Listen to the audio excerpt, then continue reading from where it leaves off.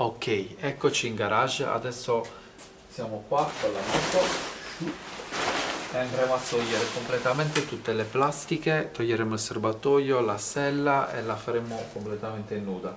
E magari in un altro video facciamo vedere come andiamo a togliere il motore.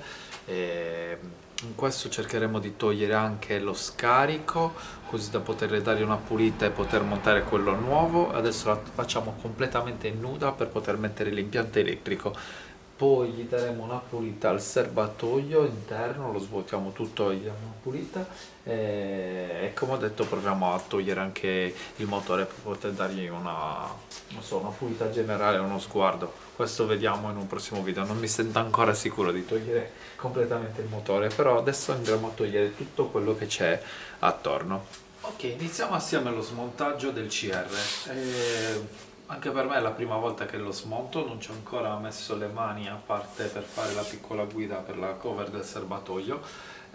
Non l'ho ancora smontato, niente, non ho mai tolto le plastiche a parte la sella e nient'altro. Quindi vediamo assieme come si smonta. Io ritornerei chiave dell'8 per smontare le viti delle plastiche, poi vedremo se ci servirà altro. Sicuramente ci servirà una brugola. Ok, qua brugola di varie misure.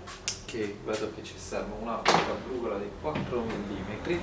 Adesso faremo anche un elenco delle chiavi che ci servono.